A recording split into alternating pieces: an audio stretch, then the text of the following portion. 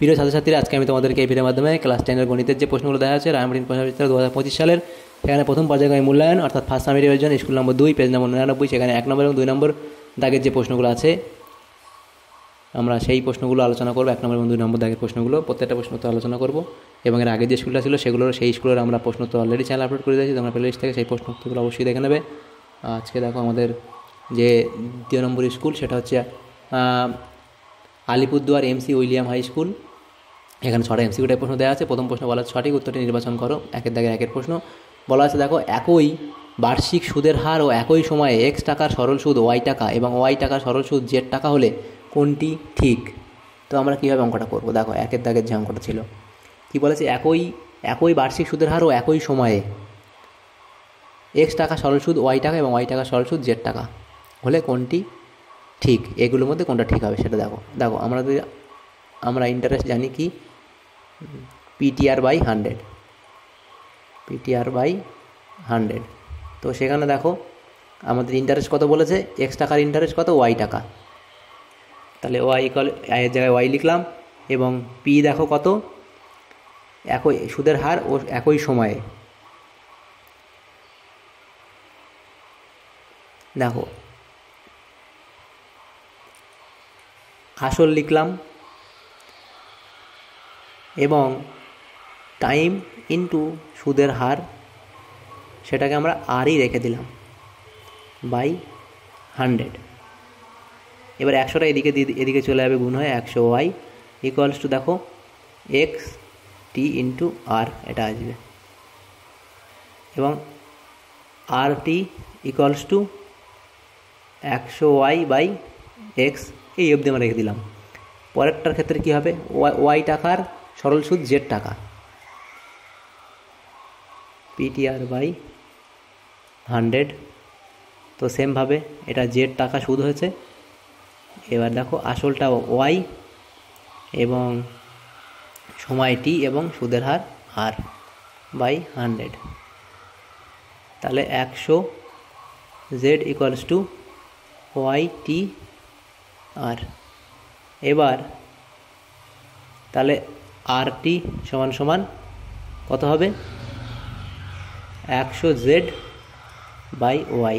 তো আমরা আর টি সমান করছি কেন, এখানে বলেছে কি একই বার্ষিক সরল সুদের হার ও একই সময়, তাহলে সুদের হার আর এবং টি দুটোর ক্ষেত্রেই সেম, তো সেই জন্য আমি এটা সমান করেছি।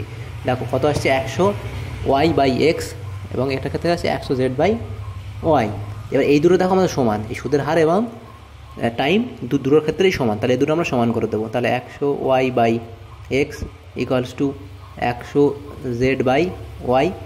তাহলে পরের লাইন কী হবে, দেখো 100 ওয়াই স্কোয়ার সমান সমান, আচ্ছা 100 কেটে দিলাম, তাহলে ওয়াই স্কোয়ার সমান সমান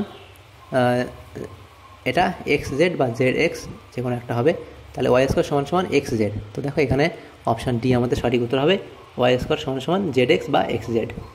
তাহলে আমাদের অপশান ডি সঠিক উত্তর হবে। নেক্সট প্রশ্ন 2 দাগের প্রশ্নে বলা আছে, দেখো একটি শিশুর ওজন প্রতি বছর 10% হারে বৃদ্ধি পায়। বর্তমানে শিশুটির ওজন 10 কিগ্রা হলে 2 বছর পর শিশুটির ওজন কত হবে?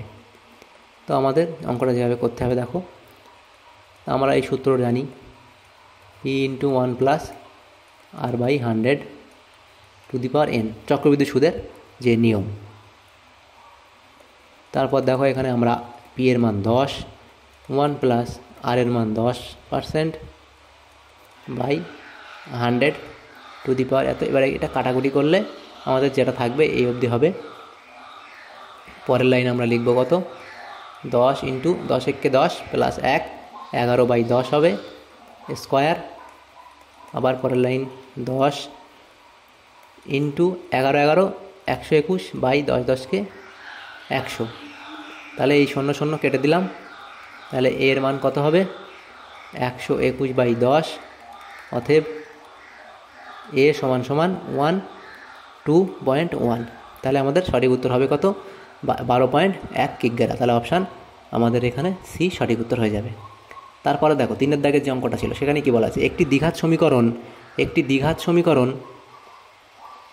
ax square plus bx plus c সমান সমান 0। আচ্ছা এটা পরের পেজে আমরা নিয়ে যাই। দেখো 3-এর দাগের যে অঙ্কটা ছিল, একটি দ্বিঘাত সমীকরণ A X square plus B X plus C সমান সমান 0, এ নট ইকাল টু 0 হবে। এর বীজ দুটি কাল্পনিক হলে কোনটি সত্য? হ্যাঁ পাখিগুলো মারতে শোনালিয়ে।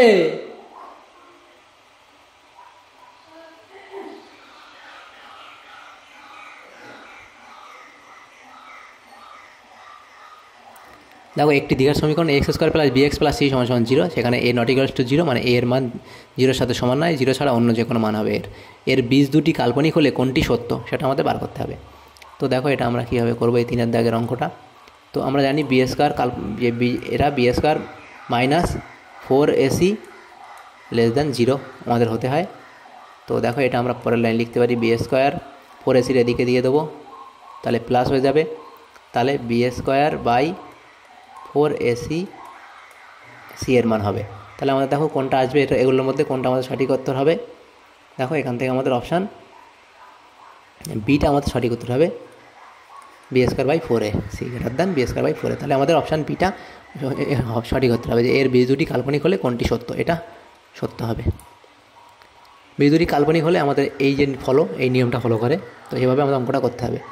তারপর দেখো এখানে যে অঙ্কটা ছিল 4-এর দাগের অঙ্ক, 2a = 3b = 4c হলে a is to b is to c কত হবে? তো 4-এর দাগের অঙ্কটা আমাদের করতে হবে। দেখো 2a = 3b = 4c, এটাকে আমরা কে ধরে নেব, তাহলে a সমান কত k/2, সেমভাবে b সমান k/3, সেমভাবে c সমান k/4। তারপর দেখো এখানে কি বলেছে আমাদের a is to b is to c, তাহলে a এর মান কত k/2 is to b এর মান k/3 is to k/4, c এর মান কেগুলো কেটে দিলাম, 1/2 1/3 এবং 1/4 হবে। তাহলে আমাদের নিচেরগুলো লসাগু করবো, 2 3 এবং 4, এগুলো লসাগু করলে কী হবে, আমাদের লসাগু হবে 12। তাহলে আমি 12 দিয়ে সবটারে গুণ করবো, 12 দিয়ে সবটারে গুণ করলে কত আসবে ওপরে, 12/2, আমি ভেঙে করে তোমাদের দেখিয়ে দিচ্ছি, 12/4।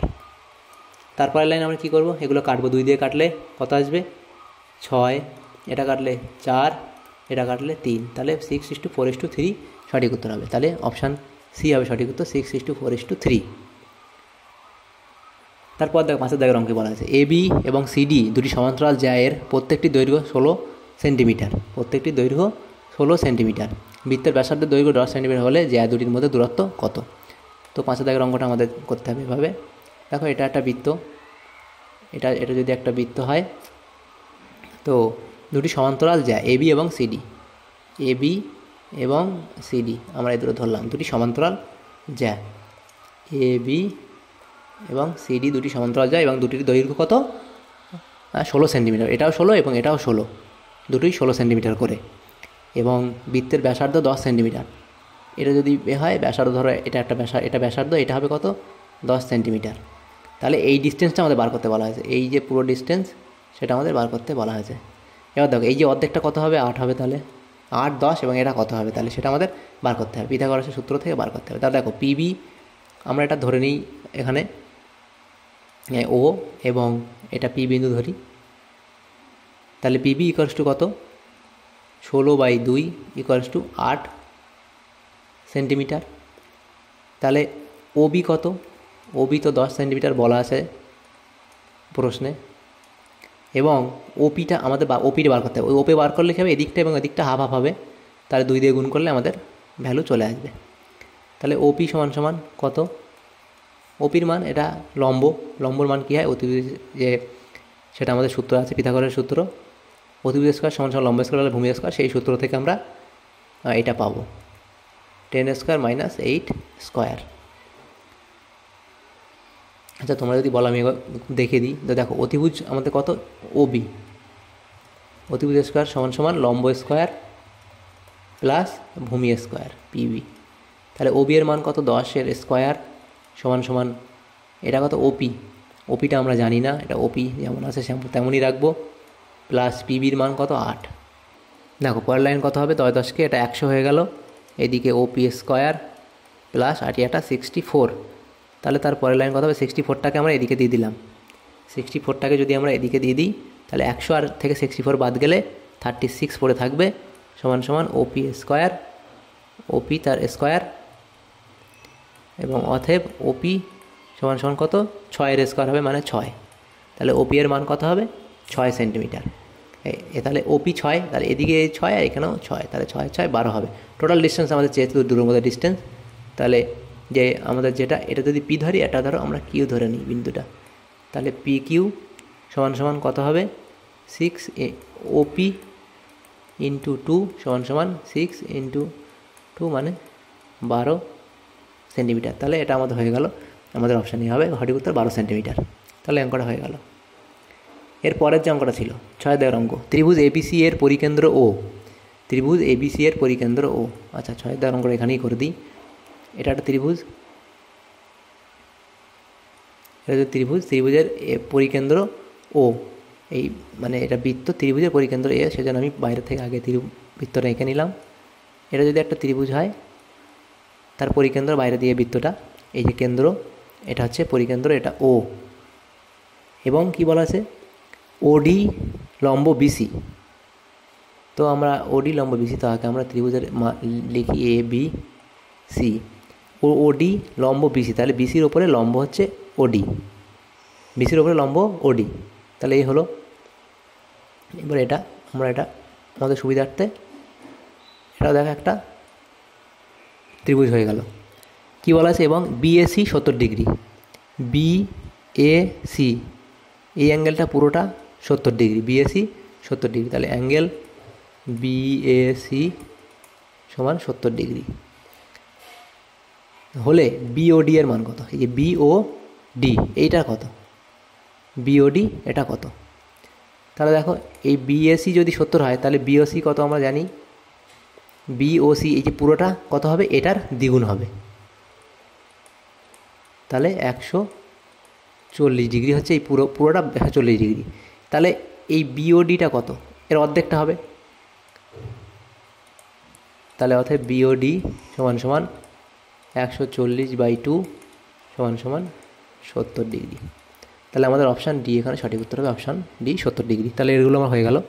তারপরের দেখো যে প্রশ্নগুলো ছিল, 2 দাগের প্রশ্ন, 2 দাগের প্রশ্ন ছিল নিম্নলিখিত প্রশ্নগুলি উত্তর দাও। প্রথম প্রশ্ন, বার্ষিক সরল সুদের হার 4% থেকে 3.34% হওয়ায় অমলবাবুর বার্ষিক আয় 50%, এই অমলবাবুর বার্ষিক আয় 60 টাকা কম হয়, অমলবাবুর মূলধন কত?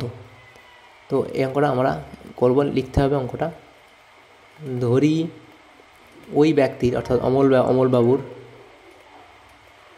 ওই ব্যক্তির মূলধন X টাকা,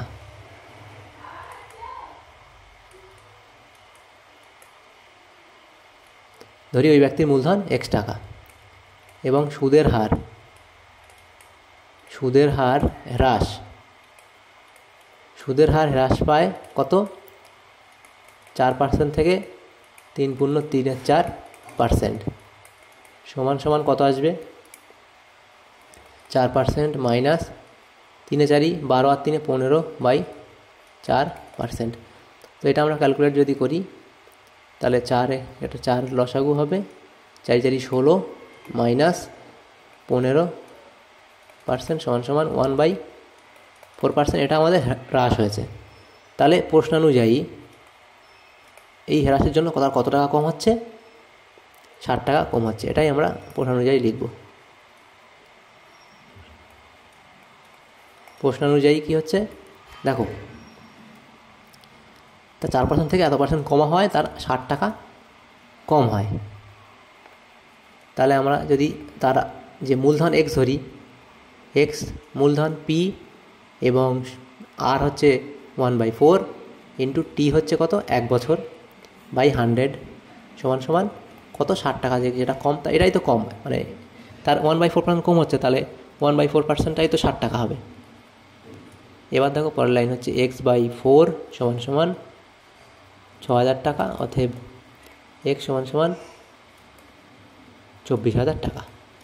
তাহলে এটা কত হবে, অমলবাবুর মূলধন কত, অমলবাবুর মূলধন 24,000 টাকা। এটা লিখবে যে অমলবাবুর মূলধন, অতএব অমলবাবুর মূলধন 24,000 টাকা হয়ে গেল এটা। তারপর 2 দাগে যে প্রশ্ন ছিল সেখানে কি বলা আছে দেখো, a by 2 equal to b by 3 equal to c by 4 equal to এত হলে, এত বাই কে হলে কে কত। তো কে কত সেটা আমরা দেখো এখানে অঙ্কটা করবো, 2 এর দাগের অঙ্কটা। তো a বাই 2 সমান সমান b বাই 3 c বাই 4 সমান সমান 2a minus 3b plus 4c by K equals to M, এটা আমরা ধরে নিচ্ছি। তারপরের লাইন আমরা লিখব কত, a equals to 2m, b equals to 3m, c equals to 4m এবং 2a minus 3b plus 4c equals to M. আচ্ছা নিচে কে ছিল, তারপরের লাইন কত লিখব, 2a minus 3b plus 4c equals to K into M, এটা লিখে দিলাম। পরের লাইন, আচ্ছা কে এখানেই থাক, ওদিকে নিয়ে গেলাম নেই। পরের লাইনে লিখব কি, দেখো 2a এর জায়গায় কি লিখবো আমরা, a এর মান 2m, তাহলে 4m হয়ে যাবে, মাইনাস 3b, b এর জায়গায় কত হলো 3m মানে 9m প্লাস 4c এর জায়গায় c এর মান কত 4m, তাহলে 4 4 16m বাই কে, এই পুরোটার নিচেই কে ইকুয়ালস টু এম। পরের লাইন কত, 16 আর 4 20 থেকে 9 যদি বাদ যাওয়া হয় 11m by K equals to M. অতএব এম কাটলে কে এর মান 11, তাহলে কী হবে, কে এর মান কত, কে এর মান 11। দেখো 3 থেকে প্রশ্নে কী বলা আছে, একটি বৃত্তের এবি ও এসি যা দুটি পরস্পর সমান, দেখো একটি বৃত্তের এবি ও এসি বৃত্তর দুটি ডিস্টেন্স দেখো দৈর্ঘ্য সমান। তো আঁকাটা ততটা ভালো হয়নি, কিন্তু এই দৈর্ঘ্যটা সমান তোমাদের মেনে নিতে হবে যে এখানে পরস্পর সমান। প্রমাণ করো যে বিএসি এর সমদ্বিখণ্ডক বৃত্তের কেন্দ্রগামী, অর্থাৎ বিএসি এর যে সমদ্বিখণ্ডক সেটা হচ্ছে বৃত্তের কেন্দ্রগামী, সেটা আমাদের প্রমাণ করতে হবে। দেখো এখানে ও কিউ লম্ব এবি, এই ও কিউটা এবির ওপর লম্ব এবং ওপিটা এসির ওপর লম্ব এবং ও এ যুক্ত করা হলো, এবং কিউ হচ্ছে কিউ বিন্দুটা কী হচ্ছে এবি এর ওপরে, এবি এর মধ্যবিন্দু, এবং সেমভাবে পি বিন্দুটা হচ্ছে এসি এর মধ্যবিন্দু। যেহেতু কী বলা আছে এবি সমান এসি, এবি সমান সমান এসি বলা আছে, সেহেতু এ কিউ সমান এপি, এ কিউ সমান সমান এপি, সেম ডিস্টেন্স। অর্থাৎ ত্রিভুজ এ ও কিউ, এই এ ও কিউ ও ত্রিভুজ এ ও পি এর মধ্যে এ কিউ সমান এপি, এ কিউ সমান সমান এপি এবং এ ও সাধারণ বাহু, এ ওটা দুটো ক্ষেত্রে সেম, এই বাহুটা সমান এই বাহুটার সাথে সমান, এবং এই বাহুটা এ ও বাহুটা দুটো ত্রিভুজের ক্ষেত্রেই মানে সাধারণ বাহু দুটো ত্রিভুজের ক্ষেত্রে আছে।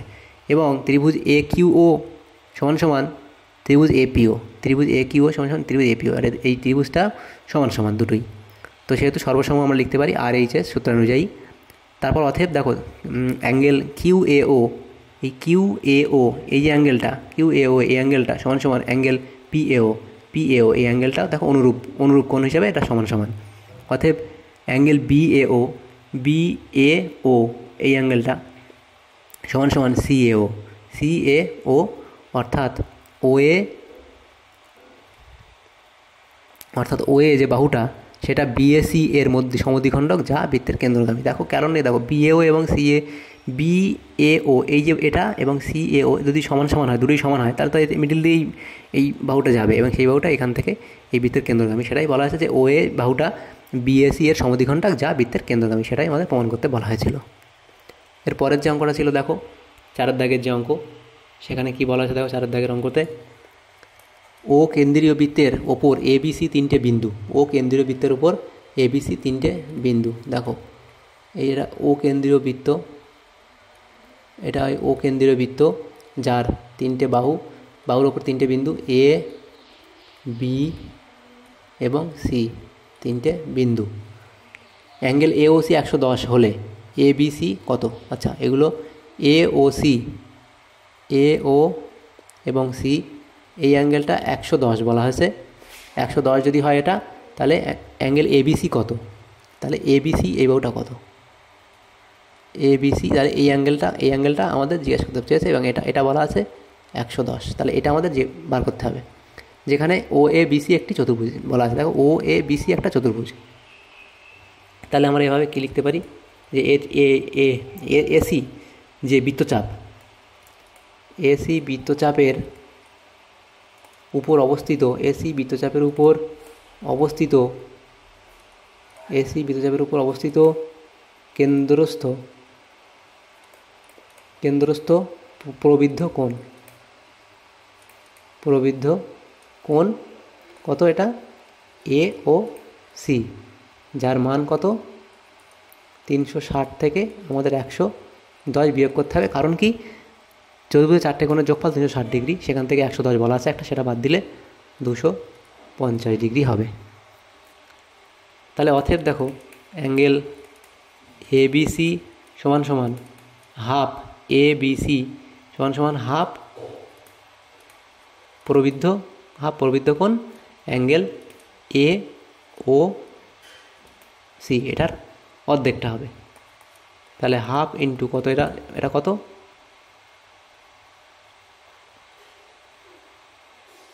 250, তাহলে 125 ডিগ্রি। তাহলে আমাদের এবিসি এর মান কত হবে 125 ডিগ্রি। তারপর দেখো 5 দাগের যে অঙ্কটা ছিল, 5 দাগের অঙ্কতে কী বলা আছে, একটি ঘনকের প্রতিটি ধারের দৈর্ঘ্য 50% কমলে ঘনকটির সমগ্র তলের ক্ষেত্রফল শতকরা কত কমবে। তো দেখো আমার ধরি ঘনকের প্রতিটি ধারের দৈর্ঘ্য, ঘনকের প্রতিটি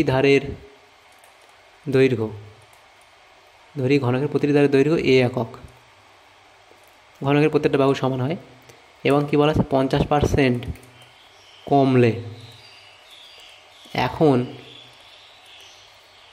ধারের দৈর্ঘ্য হয় কত, আগে এ ছিল, সেখান থেকে এ এর যে 50% সেটা কমবে। তাহলে এ থেকে 50%, এ এর 50% বিয়োগ করলে আসবে এ মাইনাস, এটা কেটলে কত আসবে a/2, সেখান থেকে 2a মাইনাস এ হবে, তাহলে a/2 আসবে আমাদের এখানে, এত একক। তাহলে আগে যে ঘনকের ক্ষেত্রফল কত ছিল, আগে সমগ্র তলের ক্ষেত্রফলের শতকরা কত কমবে সেটা বার করতে বলা, সেই জন্য ক্ষেত্রফলে যাব আমরা। ক্ষেত্রফল ছিল 6 ইন্টু বাহু স্কোয়ার বর্গ একক, এবং এখন বা বর্তমান সমগ্র তলের ক্ষেত্রফল হবে কত 6 ইন্টু বাহুর স্কোয়ার। এখন বাহু কত, আগে ছিল এ একক, এখন কত a/2, 50% কমানো হয়েছে সেই জন্য। তাহলে 6 ইন্টু a²/4, তাহলে 2 দুগুণ 4, 3 দুগুণ 6 সমান সমান 3a²/2 বর্গ একক, এত হবে। তাহলে ক্ষেত্রফলের হ্রাস কত, অতএব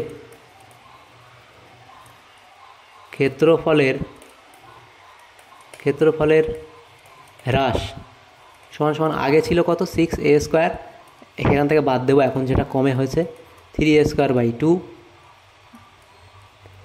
তাহলে সেখান থেকে আমরা বিয়োগ করলে কত আসবে, 2 লসাগু হবে 12a² মাইনাস 3a²/2 সমান সমান এখানে আসবে কত 9a²/2 বর্গ একক। অতএব ক্ষেত্রফলের হ্রাসের হার, ক্ষেত্রফল